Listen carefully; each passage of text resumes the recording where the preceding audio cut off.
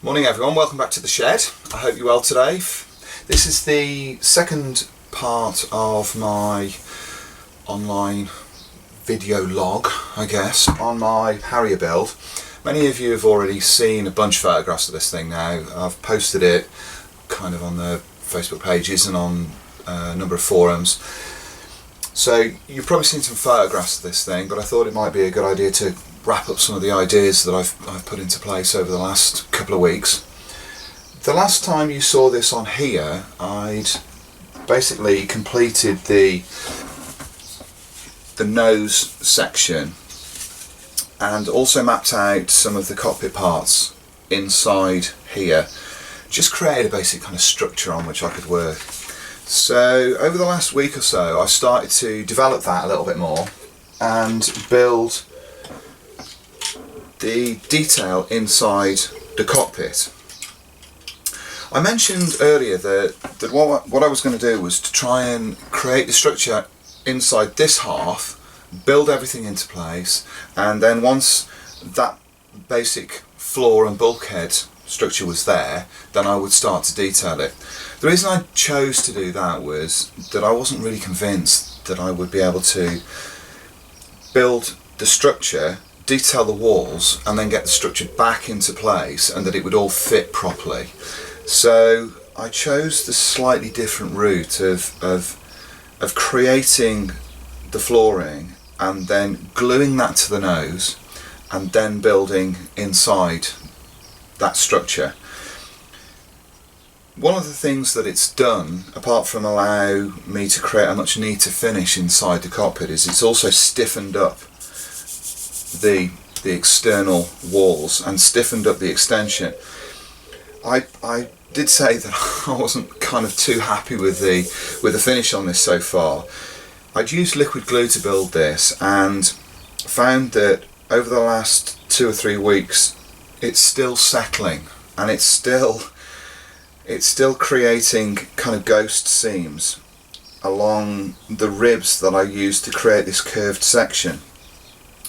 Now I know that I've probably got at least another couple of months before this thing is going to be painted and I'm going to be able to join the fuselage up.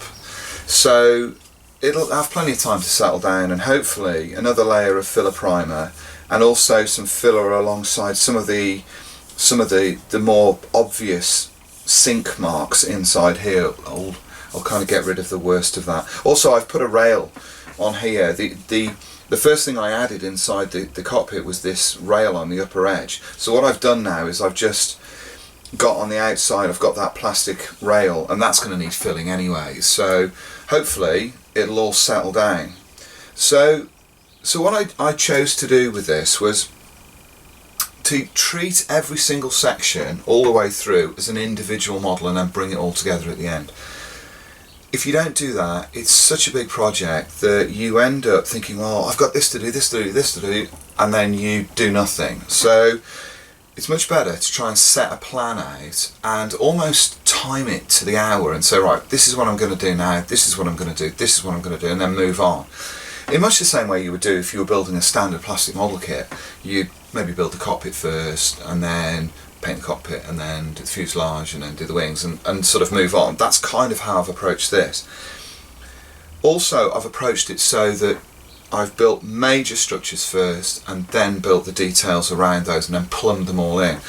Inside here is a huge amount of plumbing and a huge amount of wiring. There are wiring looms that go all around the bulkheads and then kind of underneath the floor and through the consoles. The consoles on the Harrier are open. They're not blocked out structures that go from the front bulkhead to the back of the bulkhead. They are open, so wiring flows underneath them. So that was something I wanted to recreate.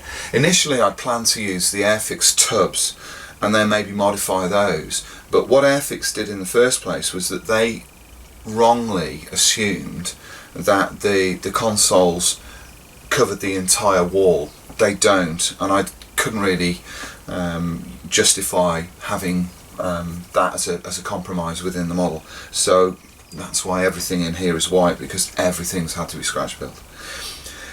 One of the things that I found with building something like this is that you end up kind of chasing your tail a little bit. I found that although I was happy with certain work, the following morning I would come in here and I'd look at it again and think, yeah, that doesn't look as good as it looked last night. So if you're going to try doing something like this, and I would suggest anybody have a go at it, whether it's a conversion like this or just detailing something, you know, out of an older kit, is don't be afraid to trash your work. Don't be afraid to be critical about it. The only thing that you've got to lose is a little bit of plastic card and some time. So if you look at it the next day and you think that it doesn't look right, don't be afraid to strip it out and start again.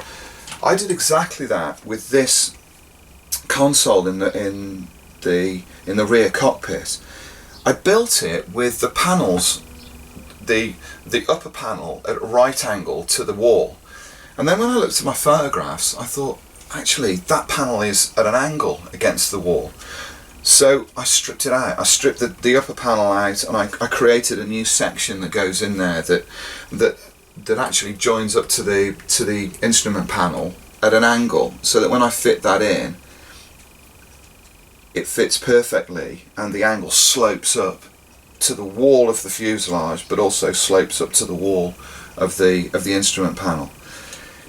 There's probably an entire cockpit in the bin of nonsense that I've trashed over the time that I've been building this.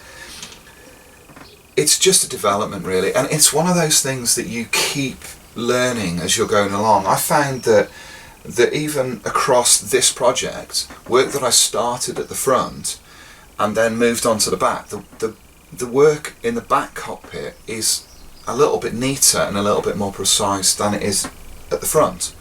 And that's only over a couple of weeks, but it shows what practice can kind of do, and how you can develop over a project.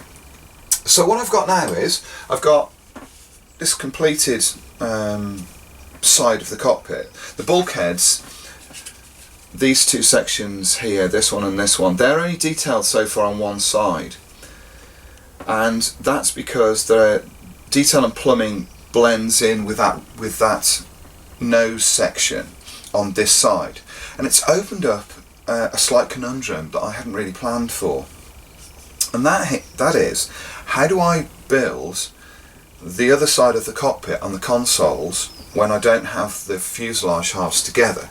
Now I can put these things together like this just to sort of see where details are going to go, but at some point I'm going to hit a slight snag, and that is, do I glue the consoles that are inside the cockpit on this side to the floor, or do I glue them to the wall of the other half of the fuselage? I haven't worked that out yet, and I'm not entirely sure how I'm going to go about that. The reason for that is that the plumbing that's shown on this side of the fuselage is duplicated in the main on the other side, which means I'm going to have to plumb around that with the fuselage halves close together if I choose to glue the consoles to that far wall. If I glue them to the floor, to this part here, I can plumb them around and have the plumbing running underneath the consoles. That's then going to open up a slight snag, in that I'm then going to have to paint those consoles with them in place. And although access to this side is easy and very open at the moment, if I put a console in there, it's going to close all of that floor up, and I'm going to find myself working inside. I'm not really sure how I'm going to go about that. I just don't know at the moment. I can't really think of a better way of building this flooring, this detail up at the moment, and whether I could have done it differently from how I've done it so far, I don't think I could. So this issue was always going to come up, and I'm just going to have to kind of face up to that and see how it works. The option, of course, is that I build the consoles and I make sure that they all fit and I keep them separate, and then I build all of the wall and then I glue all of the consoles into place on that far side, and hope that I can get a neat joint between the the console and the wall with each piece that I kind of put into place.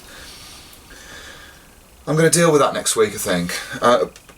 At the moment I'm planning to take a bit of a break from this. I've worked on this now solidly for the last 2 days. I've probably put in 20 hours into this, and I think I'm going to move on. I've got some work to do for model airplane anyway. I've got a Tiger Cat that I'm building, so I think I'm going to leave this alone, leave it to settle down, and leave my brain to settle away from this, because having created so much in the way of tiny detail, I'm a little bit frazzled at the moment. So I think I'm going to do that. I think I'm going to move on and then just take a break, or maybe just start gluing together some of the bigger parts that will be used around this. Drop tanks, I started working on the wings, tailplanes, that kind of thing, jet pipes, build the internal engine structure. I've no plans to detail the engine on this at all.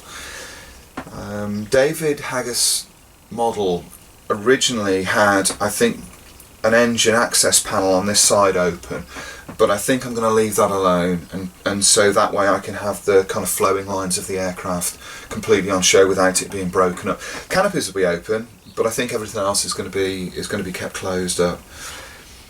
So that's the plan of action. We'll see how we get on. I'm planning to put a load of detailed photographs onto my blog. The address is here for those people who would like to check that out. A whole bunch of you have subscribed to this channel, and I'm really pleased that you've done so. This channel is like an add-on to my blog, so if you can subscribe to the blog, you'll also see a whole bunch of this described as well, and you'll see all of the detailed shots on there too. So if you'd like to, to click on that and hop on over there, that'll be great as well, and you'll be able to see the completed project in the round. So that's it. That's the progress so far on this model. Oh, before I go, one thing that I was asked about is the yellow plastic card that I've used in here. I'm not really sure where that came from. I think it was sent to me by one of my Spanish friends. Juan Villalba sent it to me, and it's not actually polystyrene. It's like a dense ABS, but it's really, really thin card, and it can be cut perfectly without getting any kind of ridges either side of the cut, and can also be punched to create these holes, again without ridges appearing. So it's really useful material. Don't know where to get it from in the UK. I'll try and find out and maybe let you all know about that. The rest of it though is just stock plastic card, evergreen, rod strips, some slaters in there, and some lead wire that I got from online, and some odd bits and pieces of photo etch that I've been able to use to create the details. Somebody mentioned on my Facebook page that a bit of gizmology goes a long way. It certainly does, but in this case I've not really used that. I've not hinted at detail that wasn't there, and I've not used kind of parts that look similar. I've tried to recreate as much as I can what's actually in there, and the shape, size and plumbing of the actual part. So there's not too much in the way of gizmology. It's just kind of looking at the pictures, trying to work out what's going on, and then gluing it together and then sticking it into the nose. So I hope you've enjoyed this. I hope this answers a few questions about this this build. It's going to be a long time before this is finished, but hopefully you'll enjoy the ride as much as I'm enjoying putting it together. And keep up with everything that I've got online. Keep up with the blog, as I mentioned, also stuff that's on Facebook at the moment and on Hyperscale. And all being well, I'll have another update for you next week. In the meantime, take care of yourselves, and I'll see you again soon. Cheers, bye.